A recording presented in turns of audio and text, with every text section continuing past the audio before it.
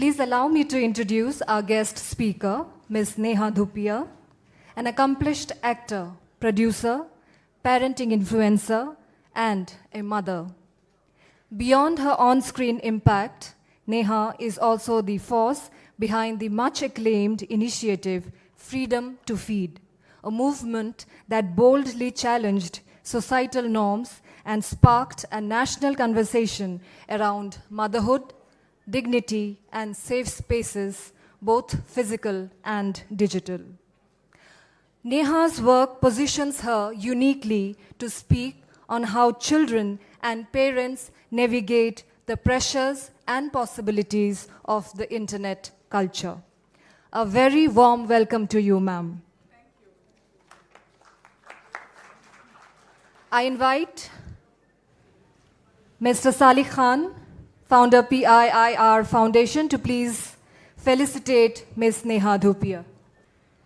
A big round of applause, ladies and gentlemen.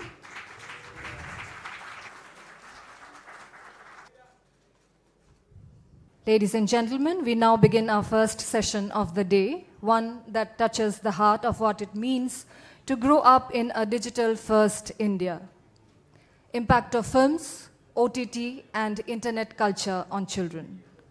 To help us unravel this crucial conversation, we have Neha Dhupia, who has been at the center of both storytelling and social impact. She brings both creative insight and lived experience to today's discussion. As someone who has worked at the intersection of culture, media, and public influence, she offers a compelling perspective on how children engage with what they see on screen and what they absorb from it. This session will be moderated by Srimati Sizzle Agarwal, IPS Commandant, Tenepi Battalion. Good afternoon, everyone, and thank you for being here for what I believe is one of the most critical conversations we need to be having today. As parents, educators, policymakers, and citizens. The theme of today's session is impact of films, OTT, and internet culture on children. The Netflix series, Adolescence, which I could hear a lot of you muttering during our DG Sir's keynote address, offers a raw and honest lens into the secret lives of teenagers. It brings forth the unseen, how children today are communicating in secret languages using codes, memes, emojis, the emerging online subcultures which we adults may not fully understand. It is equally alarming and fascinating how popular culture is fueling and reflecting this parallel reality. To help us unpack this, we have with us today someone who's worn many hats. Femina Miss India, actor, producer, and most importantly, a mother. Please join me in welcoming Neha Dhupia.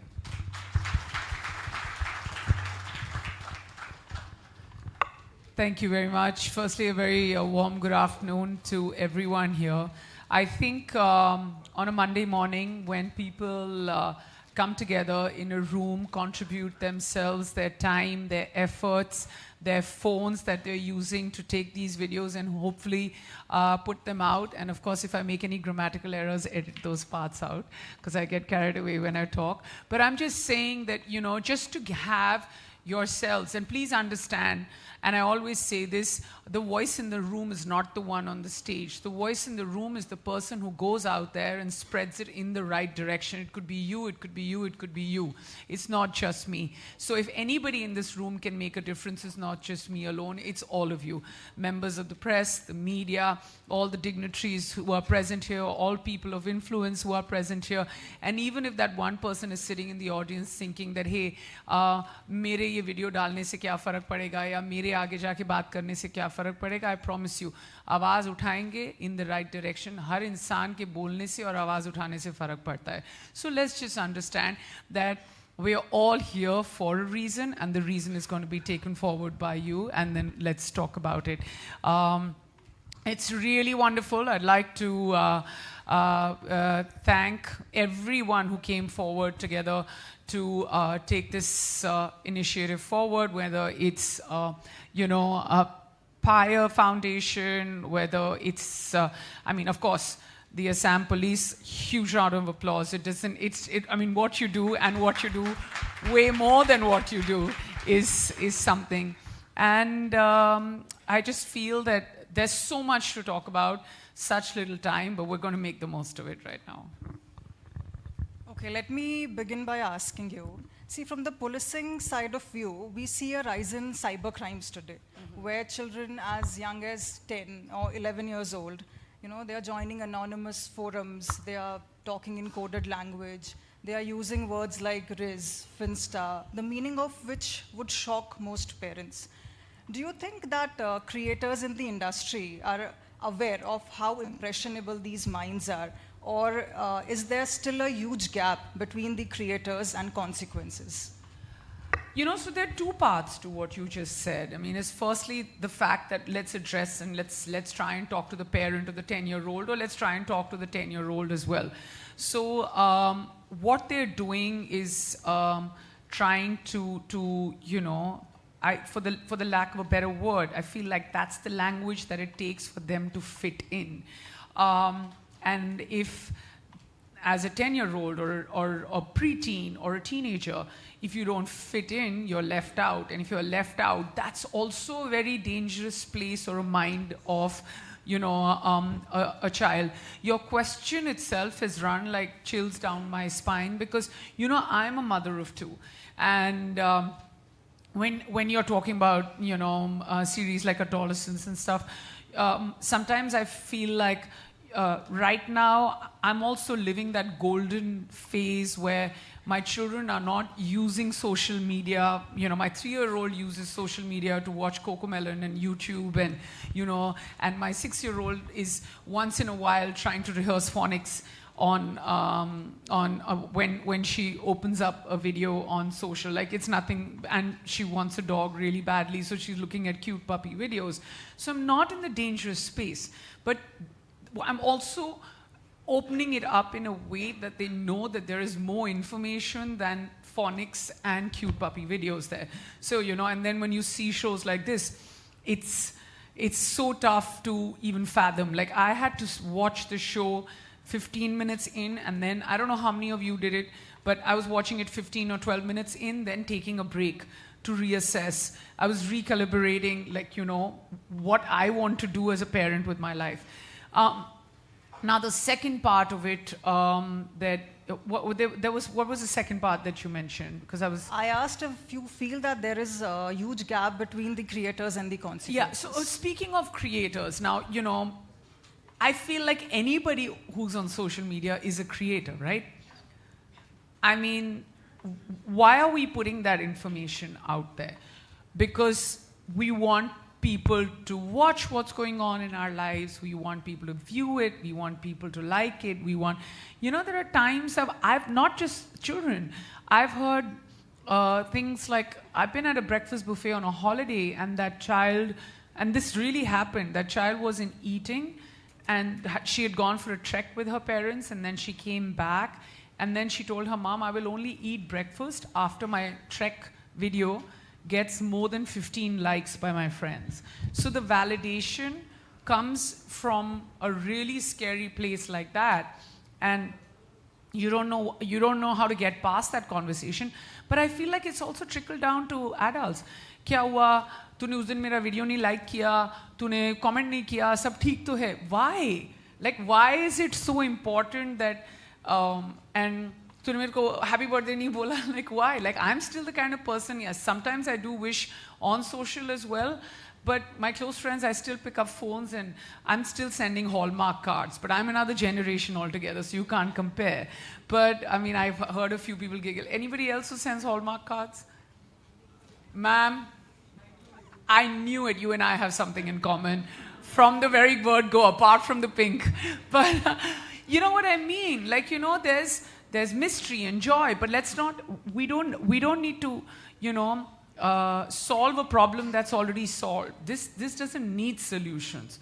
The part that actually needs solution is when our creators, when they start off, they all have the intention of becoming creators, and therefore they try and find validation in followers, in likes, in comments, in the virality of it.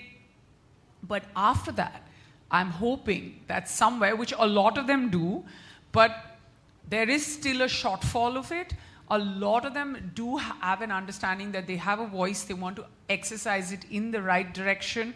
Sometimes even humor is a good direction. You know, you want to lighten up and you see a funny video and it's like, you're like, theek hai yaar, isne mere ko hasa diya. Like, I also follow 3 or 4 creators who are really funny, and I find it hilarious to do that. But humor is the right direction. They use it for commercial benefits, and so be it for them, that's okay.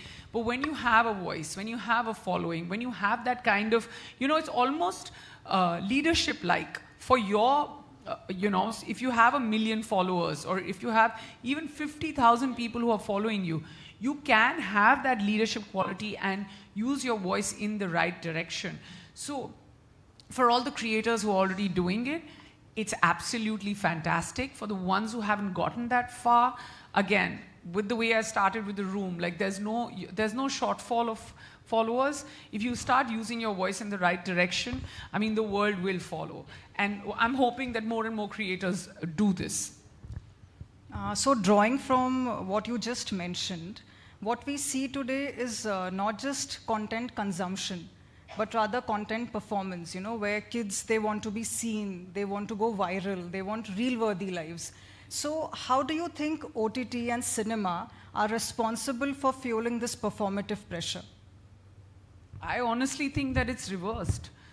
I feel that the ones who are going viral are actually taking our jobs away from us because they're like, isko replace kar do, uske 10 million followers hai, isko nikal do yahan se. But that's the truth of the world, you know. I mean, there are still like, I mean, if you're talking about cinema fueling it, I feel like there's a large part through artistic creativity. We can fuel it, whether it comes to putting out the right kind of music, which helps in videos going viral, or it helps in, you know, doing some sort of, you know, dialogue delivery. But that's because it's fiction and it's storytelling.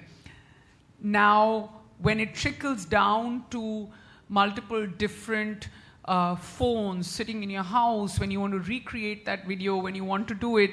And sometimes what astonishes me is that, you know, it's not just parents who are doing it, it's just really little children who are doing it. I mean, and I think that I'm nobody in any situation to turn around and have any sort of judgment when it comes to parenting, because I feel all kinds of parents are amazing, but there is an option to protect your child from doing that. Now, whether you'd like to exercise that option or whether you'd not like to exercise that option and you think that it's okay or it's not okay is again an option that you should take as a parent. But yes, I feel like sometimes I see like really heavily romantic kind of songs that are reenacted through you know, the younger generation, and for all you know, that movie is also not age appropriate from them. So the access to that kind of music, to cut a reel, to then get views, I feel like there's no match between the two things. And that, if we can be conscious of, if maybe, and I'm not enforcing my idea on anybody, but if maybe we can avoid, we'll be saving ourselves, you know, from a lot that we don't realize what's happening.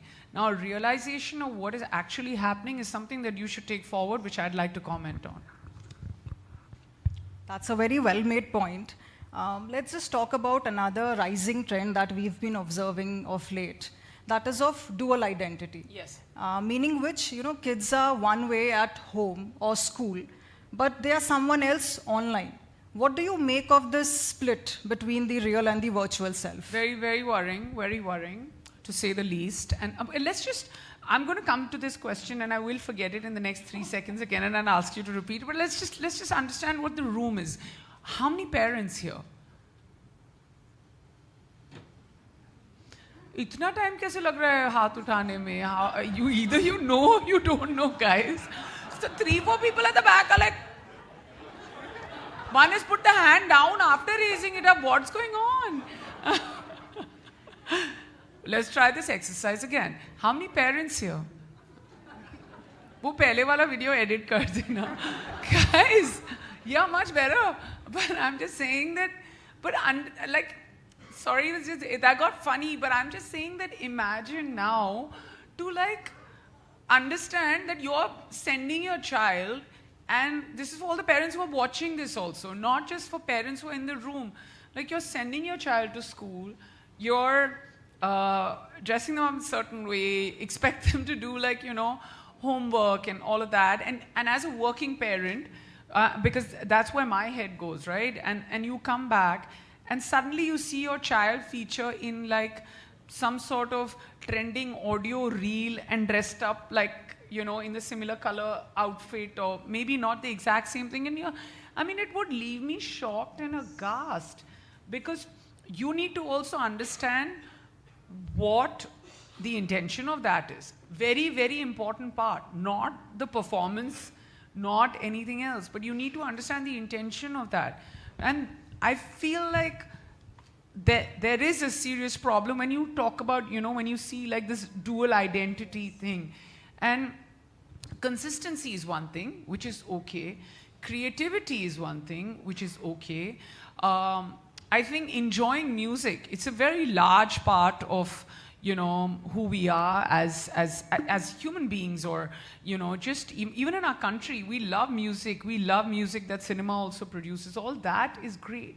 But the intention to have a dual identity for the sake of, again, wanting people to notice you is a conversation. And it's okay. All of us want that. But maybe once we get into the zone of becoming adults, you know, not as early as 10 and 12 and 13. Because today you do it as a 12-year-old, and then your friend is doing it, and then you're comparing notes. And then if your self-worth is measured basis on the number of likes and comments you get, there is a very, very serious problem there. Also, let's not forget the access to the amount of information you're giving people, or the amount of, and that's something, we have so many people over here who are, you know, a room full of experts who know that oversharing is a very, very large problem. There are geotags. People can, you know, access your location.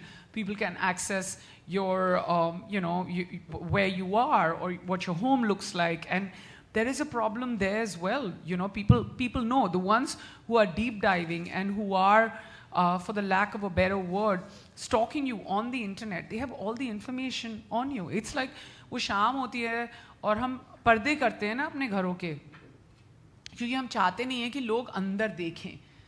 बहुत ज़रूरी होता है, you know, social media पे भी ना अपना पर्दा आपको डिफाइन करना पड़ता है कि आप किस पॉइंट पे. And by that I don't mean filter.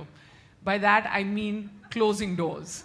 You know, it's very important to identify that, okay, beyond this, I don't want to let people in. Or beyond this, I don't want them to see. Like, I'll just tell you a small thing. Like, if I'm somewhere with my children and I want to bring this up, I mean, unless by chance, and I also think that members of the press are very, very nice and kind. I always tell them, listen, take down pictures of my children, which they do. But I'm saying that if you look at my social media page, you'll never be able to identify my children because you never see their faces. And there's a reason why I don't put it up, because I feel there's safety, there's security, there's also, most important, I'm taking their freedom away from them. And also, where is the consent, right? From the very word go, we tell our sons and daughters that these are boundaries for yourself, and these are boundaries for others. They can't pass that. But if we put them up on social media and like 12 years later they question that, hey, but like, who asked you to do this? You know, I feel like somewhere we're taking their freedom, their their rights away from them, and there's no need to do it. But that's me as a parent. Like, I feel like other people may think differently, but I'm hoping after this conversation somewhere we know that the ability to protect our children lies within us. I'm saying, Dalo, it's a very important part of who you are. I'm saying it's fine to put material on social media. We all want to exist. It's very, very important right now. We all want to have a footprint when it comes to social media. We all want to spend time checking Instagram. None of us want to meet, we all want to meet our close friends and not invest in people who are not important. You're like, ठीक है, इससे अच्छा तो 15 minute अपना coffee पियो, Instagram पे देखो दुनिया में क्या रहा. Of course, there's a lot that happens out there, but we also want to protect ourselves. That last line, if we can just know what that slight demarcation is, that's when it makes a difference. And I'm no expert. I may have messed up many times in the past, and I will going forward in the future. But for as long as I know, I'm always following this so-called rule book which I've made in my head. So like you just mentioned that, parents are putting out a lot on social media. So I just feel, sorry, I'm going to correct you. Again, when you say, I did not mention that they are putting out a lot. I just feel like every parent, and I'm not judging, is free to do what they want, but there is an option not to. So what I want to ask here is, do you feel that using children for content without their awareness or consent is a moral question that we need to start asking? Because, parenting itself has become content today. You open Instagram or YouTube or Facebook, you will see a lot of parents, posting every single tantrum, every lunch box, every milestone of their child. So what would you say to that? If it's used in the right direction, yeah. If I have a mom out there, and I follow moms on social media who talk about what to pack in your child's lunchbox, yeah, for sure. I follow those pages very, very carefully because I'm looking at options as well. See, that's really, really interesting for me because I want to know ki kal subah main kya pack karu. In fact, if you have any leads, tell me, because I struggle with Tuesdays and Wednesdays. Monday, I have enough time to think. And by the time it's Friday, I'm like, okay, they deserve one day of little less healthy, but it's fine. But, that's great. But to when you're talking about a tantrum, to be filming that and not attending to it, I don't know. I probably haven't been in that situation, but I am, just visualizing as you speak. And when a child is throwing a tantrum, I'd rather not be on the phone and filming it, but put the phone aside and then, attend to the child, and then maybe do a video myself and say, hey, my child had a tantrum today, but this is what I put in the lunchbox, but then on Tuesday I put this, and she didn't have a tantrum. There's a way of breaking it down and putting yourself out there, because you're doing this because you want to, right? And you want to share the story.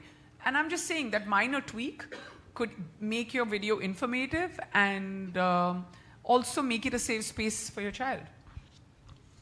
So let me then ask you, if there was one piece of advice you could give to your 14-year-old self about navigating the media and internet, what would it be?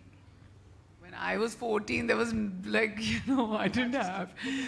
But now, yeah, back then, I always think of the wonder years. We had those landlines and, it was tricky for me. But yeah, when I had to have my own special chats with, I used to have a single ring. I don't know how many of you had that landline. I'll give you one single ring. फिर दूसरे कमरे में तार निकाल के वहाँ पे लगा देना. फिर जाके बात करेंगे हम. So I was that person, and I was still doing dials, and then sometimes I would dial so many times, and I would use a pencil to then dial because I would be so tired.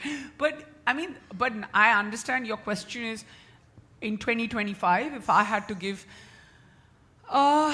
it's a tough one. Understanding self-worth, confidence, measuring my success, questioning, what I stand for, using my voice, all of this I have learned now. I'm in my 40s. I wish I had this mind in my 20s, and I would not question so many things, or as a teenager.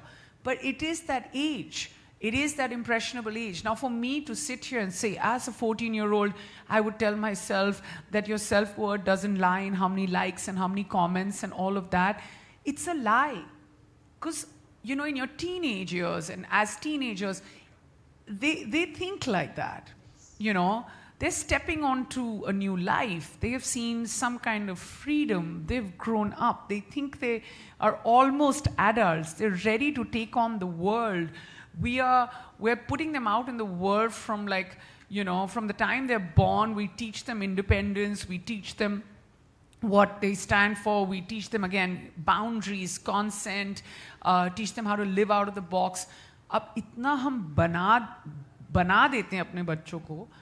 So when they start exercising, there's also a flip side, because then when they're thinking out of the box, or when they're applying their mind, or when they get independent, or when they turn around and have a voice, they also want to use it in a direction where they think that it's okay to use social media, which I also think so. Now, I'm giving you a very long answer because I want to give you an honest one. Like, I feel there are very few, and it's great, and I'm hoping that other people also follow suit, that very few teenagers who are actually like saying, hey, let's not use social media for this, but let's use it for that. And it's great. We must follow those pages. But I think that as a 14-year-old, I'd still be impressionable, but I can talk to the mums and dads of 14-year-olds that have conversations, make them understand, you know, how amazing they are. You know, I feel like every child out there is amazing. Make them understand that it's not about being number one or being a topper. Take them away from the pressures, because sometimes when they think that the pressure is something they can't live up to in the classroom, they think that on social media they can balance it out. Have multiple conversations. Check in on your children. It's so important. Listen to them. Not just listen to them. Listen to them carefully. Trust them. There's truth in everything they say. You know, they reach out, and the thing is, they're very, very closeted, especially when they become teenagers. I know friends of mine who have teenage kids, and they struggle with even having conversations. But you know, I mean, keep at it, and the resolve definitely is to have constant conversations and relieve them from judgment. Most important, because home is the last place. It needs to be their safe space. And they all develop an identity, and let them identify themselves. But yeah, I mean, and even if it means you need to check in on what's happening on social media, do it.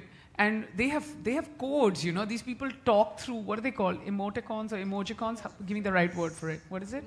Emoticons, yeah. Emojis, yeah, got a slang there, thanks. But yeah, those emojis, they talk through that. Try and understand, you know, and become their friends. But as a 14-year-old today, even I don't know what I would do. Like, I enjoy social media. I'd probably be putting up reels, and my mom would like see the phone, and in the morning, my mom being my mom would be like, "Ye kya kar rahe ho?" So I'd be like, sorry, and then be like, "Agli baar se nahi." So, you know, I just have that relationship with my mom, but because we're friends. Maybe try that. Like, you know, as a 14-year-old, I'd just be like, my biggest victory was that I was always, you know, I saw my parents as my friends. So I'm hoping that I achieve that with my children as well. So yeah, long answer. Solution is nothing but have those conversations with your children. There's no winning. You'll always be on 90% of the time, you'll be on the losing end, but it's not a battle that you want to win. It's your child, it's the love of your life, and you want to make sure that they win in more ways than one. And social media or likes or comments is not exactly where their victory lies. Of course, that also matters to them. So let me just ask you one last question before I open the floor for audience questions.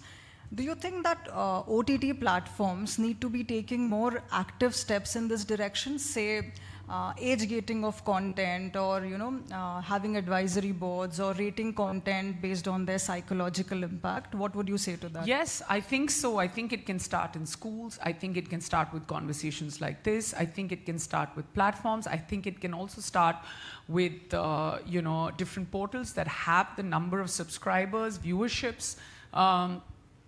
I think it can start with even Instagram. It's started having its own kind of measures technically as well to make sure that they try and kind of foolproof a lot. But having said that, how do you change that mindset? It has to happen a lot at home, and then it has to happen with your child understanding how, and it's a circular conversation. Like right now it's speaking, and we want to make sure that the safety of the child is identified by us having that conversation. And I feel like multiple conversations like this will make a difference. And yeah, I mean, amplification of the good, amplification of things that one needs to worry about. That's very, very important. And let's just talk about the best hashtag that we have today. Don't be a sharent. Yeah, so I mean, I think it's such a great, and it's something that can get so much momentum, because a sharent is someone who is a parent who maybe shares a little more than they should. So you don't want to be one, because the safety of your child is something that lies in your hands. And maybe edit the video at the right place, not put it up, but make sure that you can exercise safety measures while doing so. So yeah, so hashtag don't be a sharent, most important point of the day. So Neha, if you're fine, we'll just take a question or two from the audience. Yes, absolutely. Yes. The floor is open for any questions from the audience, please.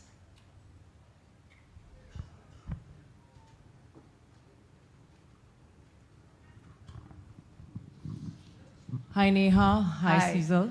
I'm Anubhuti from Young Indians. Hi. My question is, I'm also a mother of 2 children, a 10-year-old and a 5-year-old now. Oh my. Yeah, so now my son is into the whole content building phase. So, we always hear, like his, teachers also tell him, or we hear, educated people around us saying, it's better to be a creator than a consumer. Now, when I hear you, and I feel that when my son wants to start a channel of his own on YouTube, how should I either evade the subject, or how should I go around it, or how should I, tell him that what is to be created or not created, or, because he would rather blog everything. He's a 10-year-old. So he would be like windows, doors, he can create anything. Yeah, no, but I mean, if I were you, and I could be you, who knows, right? Because my son is 3.5, my daughter is 6.5. And maybe 3 years from now, one of them will come up to me and say, hey, we want to be a creator. Like, that's what I said, right? Even earlier, we teach our children and we send them to schools where we say that, hey, let's think out of the box. Now they're thinking out of the box. We have got them to this point. So I feel like the only thing, now it's up to you entirely, the only thing that I would exercise, so it's almost like you scanning his homework. So what he finally puts up, when he presses the send button or upload button, not even a send, but at the upload button, is something that you can scan, right? And if you think that his content is interesting, if you think that it has traction, if you think that there is belief in it, I mean, you can go ahead and say that, hey, like, please put it up. I mean, even Justin Bieber was found on YouTube, and that's just amazing, So there is skill, there is talent, there is advantage to social media. There's so much plus, but if it doesn't jeopardize his safety, it doesn't.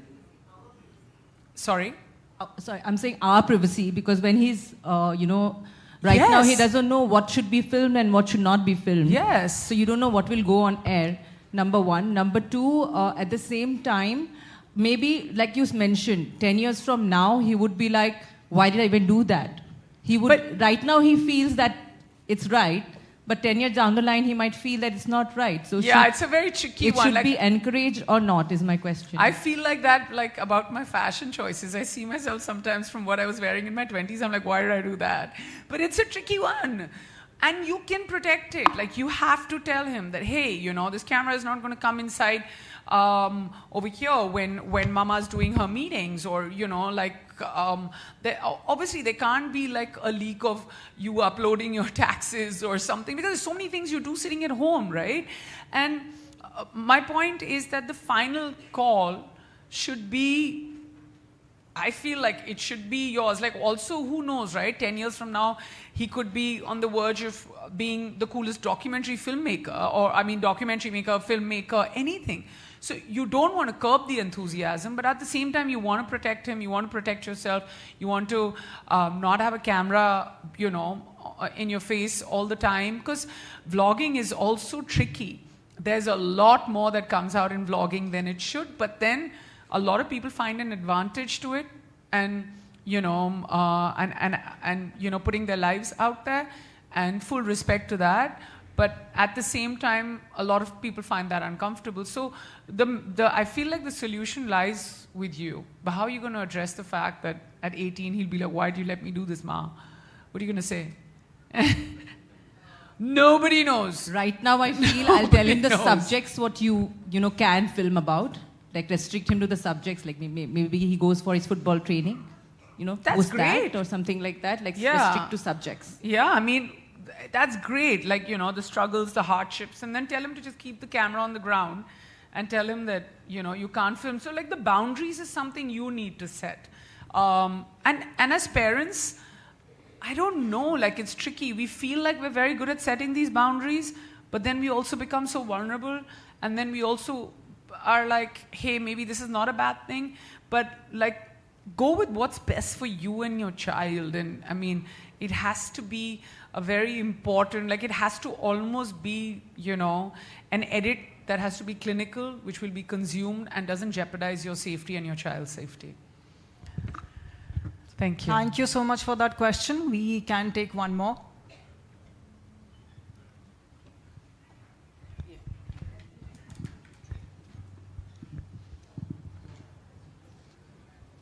Hello. Hello, ma'am.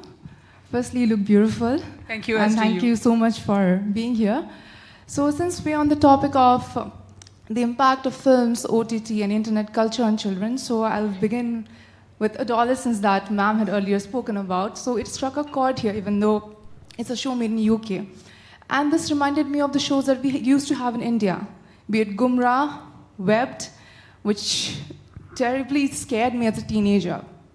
So do you think that we need such shows in India again, so that it will build a better relationship between parents and children, which will allow parents to understand their children better, more than entertainment? I feel like a balance. I mean, it shouldn't be that one should cancel the other out. Like, because you're enjoying shows that raise awareness, doesn't mean that you can't be entertained when you're watching a movie. So I feel like that's also very, very important. And I really think that, you know, it's amazing how a show like Adolescence has kind of taken over the world, taken over conversations. What it's done, it's magical. Technically, it's so sound. And then, of course, let's not even forget the messaging that it has. To answer that, should there be more shows like that made out of India? I just want to tell you, as somebody who's a part of the film industry, who's a part of the OTT culture, there are so many bright minds that are right now, whether it's regional, whether it's pan-India, making content, that it's only a matter of time that, you know, there will be a show coming out where there are going to be conversations that are happening as to, you know, similar to this one, where people are going to be talking about, you know, both sides of being online and being on social media. It's not very far away. And yeah, I mean, the shows that you mentioned are absolutely fantastic. And thank you. I may go and relive and start watching those as well, because I watched them at a different time of my life. But it shouldn't be an either or. Like, I feel like there should be, you know, conversations through cinema and OTT shows, but there should also be entertainment. Never deprive yourself of that. Thank you so much, ma'am. Thank you so much. Ma'am in the fourth row, please. She's been trying to say something.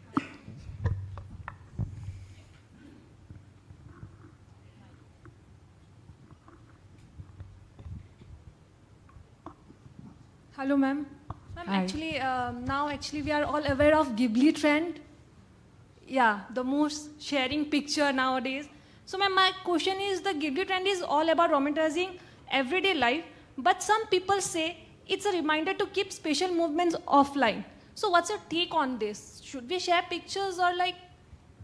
I mean, as far as the Ghibli trend is concerned, there are two sides of it.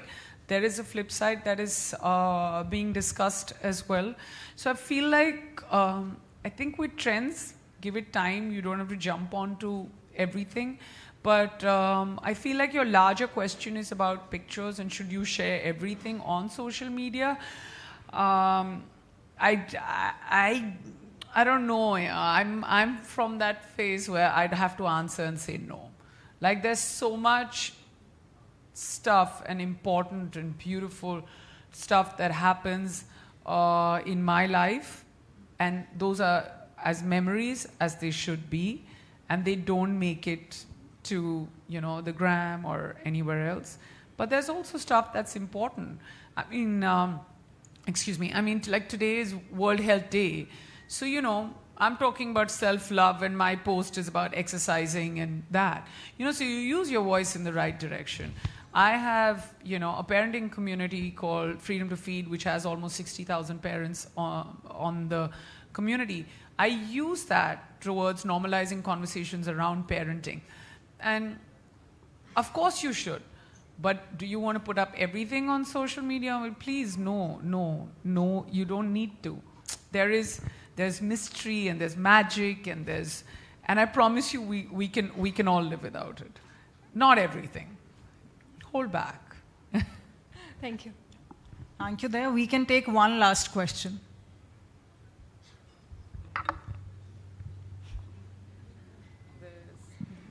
Good afternoon, ma'am. Ma'am, my Hi. question. Good afternoon, ma'am. Ma'am, my question is that, according to you, are those kind of reality shows that you guys promote, like the roadies or any kind of stuff, would have a negative? As soon as I saw you, I knew it was a roadies question. According to you, would it have, Yeah, continue. Guys, I'm going to take this differently. It's very easy. I'm asking. Tell me your name, tell me what you do, and then ask your question. Okay, I'm Judge Mira. I'm from Sardabila Gyanjyoti. And what I do, I don't know. I'm just a student right now. Okay, I love that. Thank you. Yeah. I still don't know what I do, but anyway. So, like, according to you, would it have a negative impact on the children below the age of 16 years or 18 years? Because there are kind of vulgar language or people promoting different kind of things, like whether it's with Splitsvilla or roadies or any kind of OTT. What regarding to you is that, like, you promote that, right? See, the show's been on for 20 years. You're how old? 23, right? Me? Huh. I'm like 15. You're 15. Yes, ma'am. My question is, how are you watching roadies? You're not allowed to. Actually, I'm not watching How? it. You are already again breaking like you're. It's an unlawful viewing for you, buddy. Actually, No, to be really honest, my parents watch it. And Parents is fine. Parents have So used that kind of sometimes- language in their life, yeah. How old are your parents? I don't know exactly. I don't remember their age. Chalo, I'm saying 40 ke to honge na. At For- least. Yeah. So at 40, they've used the kind of language we've used on roadies. I trust you go ask your dad if he's used this language. But ma'am, there are children that are watching. So like, But according your to children are not supposed to watch the show. How have you watched the show? But ma'am, actually, There is an age warning that comes. Oh, there is. Yeah. I never saw it actually. वो तो तुम forward कर देते हो. If your parents are watching, they are allowed to watch the show. Ma'am, no, because it's being promoted on social media, reels. हाँ. वो सब तो देखते हैं ना तो नहीं बच्चे. ना say not interested option है Instagram में option आती है interested not interested तुम लोग interested दबा देते हो फिर हमको blame करते हो हाँ No, ma'am, I'm just asking. See कि I what is your started mindset? doing the show after I became an adult. But ma'am, there are some kind of No, children. but to answer your question more seriously, see, there is an age, this thing, there's a disclaimer. And, I mean, it's reality show. It's a reality show. It's consumed. If you look at the, I'm going to be very honest, and I have my biases. I used to love watching the show. For me, it's an adventure-based reality show. I'm an adventure junkie. I've traveled. I've been, you know, I was raised in a 4G home. I've traveled everywhere. And, you know, going on bike rides with my friends and filming it as far as the reality show is concerned. I mean, I can't ask for more. Like that 1 month when I go on roadies is by far it's the maximum number of laughs and cries and emotion and competition and all that. So I look at it from a lens that, hey, this show teaches me how to survive. It teaches me how to put a fight forward. It teaches me how to maneuver in situations. Sometimes the show throws you into the deep end, but you rise, you know. And these are the qualities that I see that, you know, sometimes I'm good at and sometimes I'm not. You know, it really is a show that pushes you to the edge. And when you're in the midst of survival, whether you're on a reality show, whether you're in life, you wear your heart on your sleeve. And when you wear your heart on your sleeve, sometimes you do use colorful language, and there's nothing wrong with that as an adult. And I mean, unless you think I'm not, but I am an adult, and I'm allowed to use that language. But please exercise the not interested button. I'm telling you. Now give it 3 more years, and then dekho, khulle mein dekho. Hopefully I'll also be there by then or not. But you like the show, na? I never watched it. Like, so you said you were watching it. I'm talking about... Now you're saying you're not watching I'm it. talking about the other children that are watching it. Even there are contestants that are very small. Like, you know, contestants आते हैं जब they are giving the interview, तब वो लोग बोलते भी हैं कि we are watching it from a very small age. Yes. With their parents. Yes. तो आप लोग उन लोग को like, you know, like entertain भी होते हैं वो लोग कि वो लोग इतने पहले से वो लोग watch करते हुए आ रहे हैं. Now they are giving interviews. Yes. So that's also a point that I want to. Of course, and I really think that, you know, they should watch it at an age where they are fit for it, and that's something that the parents have to do. अब मैं सबके घरों में जाके नहीं बोल सकती हूँ, but मैं आपको बोल सकती हूँ, and बाकी जो लोग सुन रहे हैं उनको बोल सकती हूँ.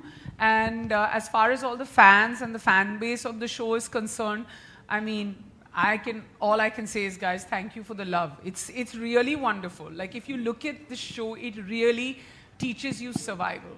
And when I come out of there, and when I come out of those 40 days of shooting, I really think that I can, as a human being, I can do so much more. And you're too young to have this conversation, but I'm really hoping you remember that I said this to you many years from now. And I wasn't on the show for almost 4 years. I became a parent twice over. I went back to being on the show, and it was far more challenging for me to go back after having 2 children at home waiting for me, and then being, you know, pushed into these situations. And I feel when a show like this gives you opportunities to go back and do the things that you get to do, it not only like helps you realize your potential to the maximum, it also makes you believe that, you know, as people, as human beings, there's very little that you can't do. So I'm very, very fond of the show. I'll always take up for it. I'll always take up for it. Thank you, ma'am. Thank you.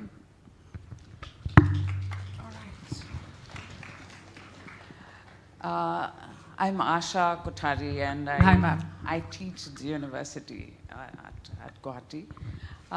My question comes from the fact that, you know, some years ago, I had a friend who had a daughter who, on social media, and even when people would meet her, was one of the most peppy, one of the peppiest people I've known, you know. And then one fine day, suddenly in the evening, after making a specific number of posts, she actually committed suicide.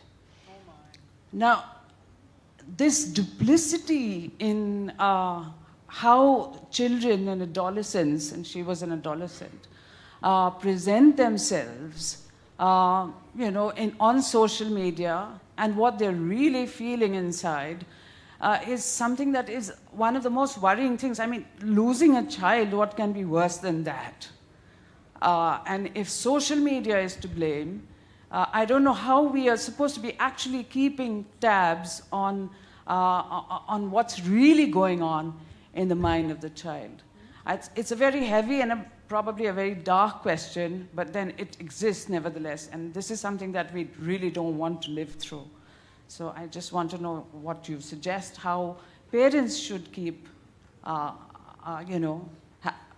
finger on the pulse of their child. Well, firstly, I'm very sorry to hear this, ma'am. It's just, it's beyond dark, and it shouldn't happen. It just shouldn't happen. It shouldn't happen to anyone. I mean, I don't know what to say when I hear such, it's a heavy story and question and all of that combined. But I just feel that I think the constant conversations with your child, checking in on children is very important. And I'm sure the mother has also done all this. But one can never know, right, what's going on. How do you understand? How do you justify? I think controlling content, I think, again, constantly sharing. You were in this situation. What do you think? Like, you're there. Like, I'm also a little numb right now after what you've said, because I also have 2 children, and instantly you start getting so scared, because one thing is watching a show, and one thing is actually hearing it from someone who's had a friend who's been through it. What did you say to her?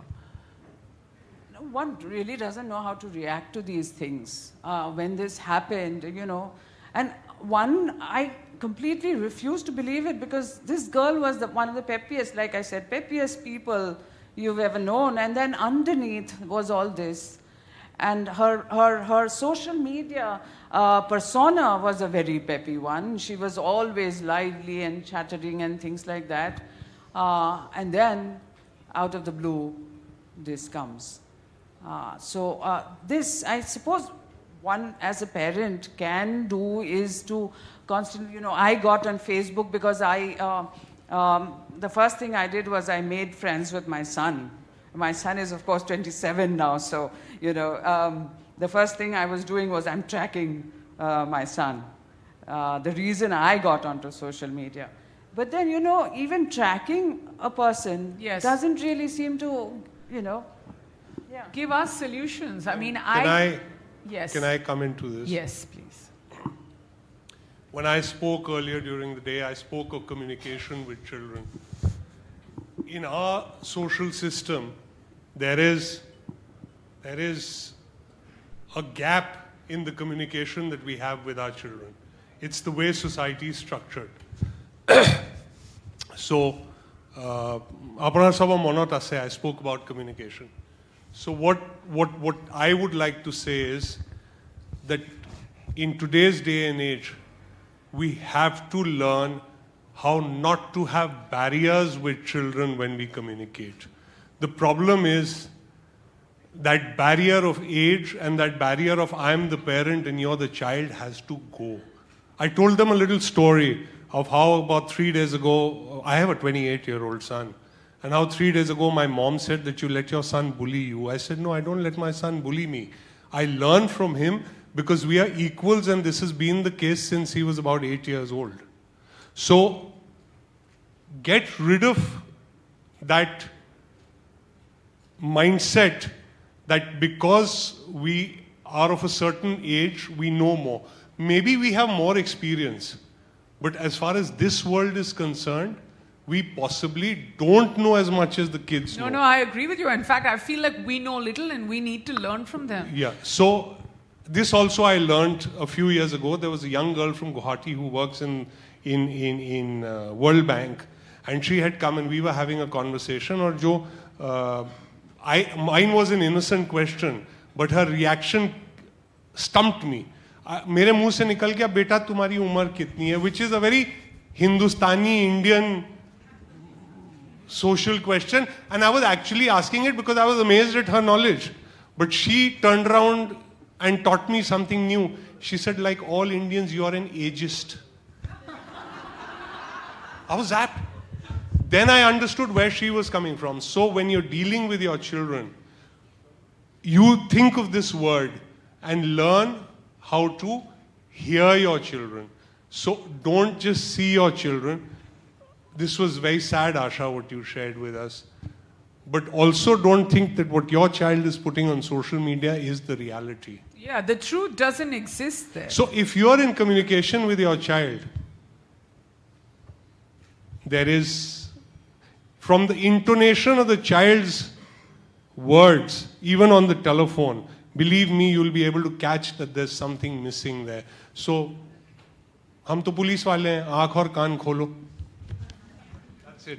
That's just, I had to intervene. Sorry. No, of course, and as you must, and I feel like I'm up to, like, you know, seeking advice, and I'm so glad that I'm in this room, and you know, I'm not just here, like I said in the beginning, I'm not just here somebody who's, you know, talking about the cause that we're supporting today, but also as a parent. I want to learn more. I want to be able to, I want to be able to make sure that, you know, children around me, parents, my own children, everyone is safe, and at the same time not even curbed. So there is a very fine line between the two. I am really sorry we'll not be able to take any more questions because of the time constraint. So we've come to the end of session today. Thank you so much, Neha. Thank you so for much. being here, for this engaging conversation and being a part of Infantia. Thank you. You were absolutely wonderful, and you moderated this session so well. Thank you so much. Thank you. Sorry if I asked you to repeat a few questions. I get carried away. Thank you so much. Thank you, everyone. You've been a great audience. And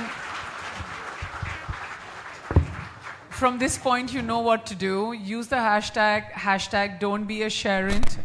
Talk about what we spoke about. Spread the word. Know where everyone's boundaries lie.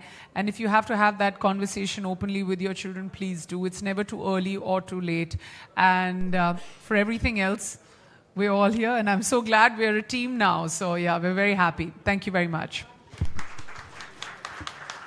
Thank you. That was an incredible exchange of ideas. Thank you, Neha, for your insight into the critical issue of how media is shaping childhood today, and for emphasizing that it calls for a collective and conscious effort from all of us. Thank you so much.